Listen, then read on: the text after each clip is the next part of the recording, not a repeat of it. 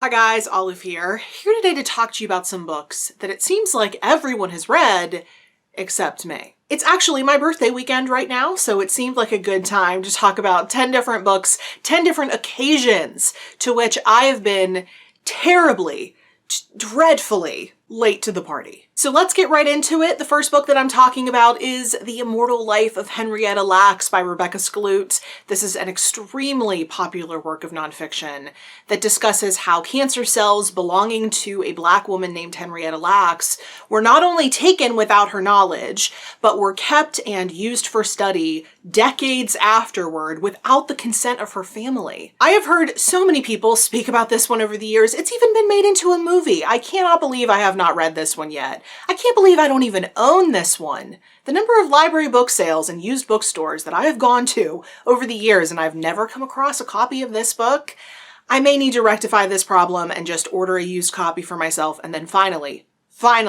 sit down and read it. The second book that makes me feel very behind is The Luminaries by Eleanor Catton. This is a book that was being very widely discussed when I first started getting involved in the bookish internet in 2014. It won the Booker Prize in 2013, and I know it was nominated for a slew of others. This is about a man named Walter Moody who in 1866 moves to New Zealand seeking his fortune. But after he arrives, he stumbles upon a meeting of 12 different men.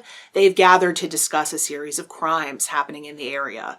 And Walter, of course, gets drawn into the mystery. From all of the reviews that I have seen and read over the years, people have just raved about this one. I'm actually fairly certain that I'm going to love this book, but the reason I haven't read it yet is that it's massive. I mean, that is a seriously intimidating tome. I can't even tell you how much my hand hurts right now. I do need to carve some time out of my schedule to dedicate to this book because I think it's going to be worth it. Maybe I'll take it on during the next round of Tome Topple so I can finally see what everyone's been going on about all of these years. I also should have read Brain on Fire by Susanna Cahalan a very long time ago. This is a memoir in which the author talks about a truly terrifying experience that she had. She was a normal 24-year-old woman living in New York, and one day, after having a period of strange but not life-threatening symptoms, she woke up to find herself in a hospital bed with restraints holding her to the bed and had no knowledge of how she got there. This is a book about that experience. It's about the medical mystery of what was going on with her, and it talks about how everything turned out for her in the end.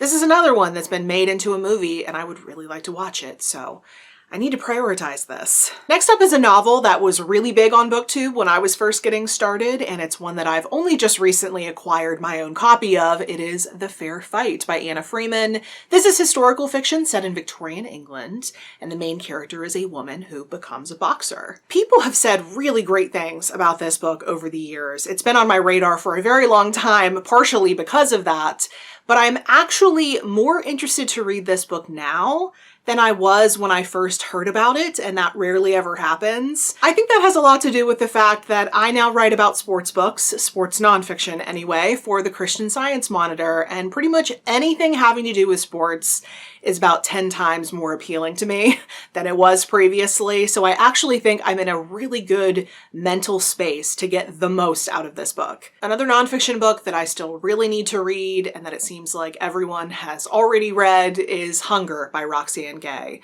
This is a memoir in which the very popular author talks about a trauma that happened in her early life and how it went on to affect her relationship with her body, her feelings toward her body, and her feelings about society's feelings about her body. I've heard this one is incredibly powerful. It's definitely one that I've been wanting to read for a very long time, and I need to just go ahead and do that. I may have read Little Fires Everywhere earlier this year, but I still have not gotten around to reading Celeste Ng's first novel, Everything I Never Told You. Just like her follow-up, this one is also set in small town Ohio.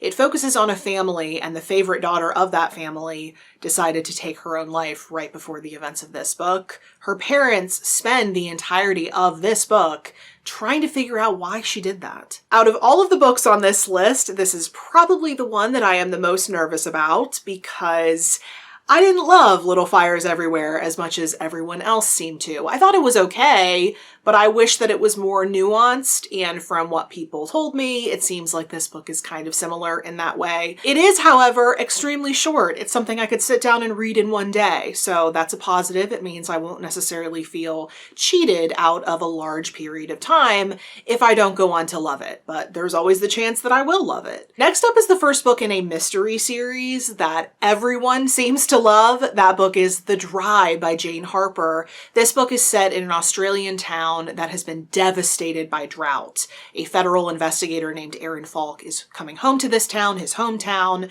to attend the funeral of his former best friend. It appears that this former best friend first killed his family and then himself. But something seems off about the whole thing, so Aaron decides that he's going to look into it. This book has been so hyped. Jane Harper's writing has been compared to Tana French's, which is music to my ears. I'm a huge Tana French fan, but since I'm completely out of Tana French novels to read now, I think this one's going to be perfect to pick up when I'm in the mood for that kind of thing. I checked a copy of this next book out of the library several years ago, but I had to return it before I got a chance to read it. It's I Capture the Castle by Dodie Smith. This is a modern young adult classic, and I had no idea this book existed before I started watching BookTube. In this book, we follow a 17-year-old girl living in a dilapidated old castle. Her family is poverty-stricken. There's no foreseeable way out of it unless the daughters, including our main character, marry well, and then some wealthy men move into the area. I really want to finally get to this one. Everyone I've heard speak about this book has said that it's charming and enchanting, and they said similar things about The Enchanted April, which I read and loved earlier this year. So my chances of loving this book too, I feel are very good. The Luminaries is not the only tome on this list, though. I have a second behemoth that I would finally like to read. It's The Priory of the Orange Tree by Samantha Shannon. This is the only fantasy novel on this list. Admittedly, I don't pick up as much fantasy as I do other genres, but I still do really enjoy it whenever I read it. And this one entered my radar because of all of the hype surrounding this book. This is an 850-page long epic fantasy, so it's not going to be simple to summarize the plot. But from what I read about this book, it seems that there are 4 different narrators, and it's set in a realm that's divided because of differing attitudes toward dragons. One side loves them, the other side fears them. This book sounds absolutely fantastic. Of course, there's the intimidation factor there because of the length of this book, but after having taken on the 9 Realms series earlier this year, which is a 4-book long epic fantasy series, my confidence level regarding taking on a story like this is much higher now. And then the last book on this list is probably the one that confuses people the most, as in they're confused about why I haven't read this book. Probably the top question I get in my comments field is whether or not I have read A Gentleman in Moscow by Amor Towles, and they are definitely asking that because I am not shy about the fact that his first book, Rules of Civility, is my favorite book of all time. So obviously, if this book is on this list of books I haven't read, the answer to that question is no, I haven't read this book. And it is not that I don't want to read more of this author's work. Obviously, I love his work. The issue is, and has always been, the subject matter of this book. When I heard that this author was going to be releasing another book, I was over the moon. And then when I heard that that book was going to be set in Russia, I was elated. It felt like he was writing a book specifically for me. But then I heard a little bit more about this book. I heard that it was going to be about an aristocrat being held under house arrest at a fancy hotel in Moscow, and I wasn't quite as excited anymore. I know quite a bit about Russia, and I just remain unconvinced that the Soviet government would choose to handle this man in this way as opposed to using alternate methods, if you catch my drift. I'm notoriously very picky about historical fiction set in Russia. I know a lot about the area, so inaccuracies and mischaracterizations just really get on my nerves. I wish they didn't. I would have a whole lot more fun if they didn't, but they do. It's just unavoidable for me. So when I was reading the first part of this book, I have read the first part of this book, I felt that irritation starting to kick in, and I put the book down because I didn't want to end up hating it.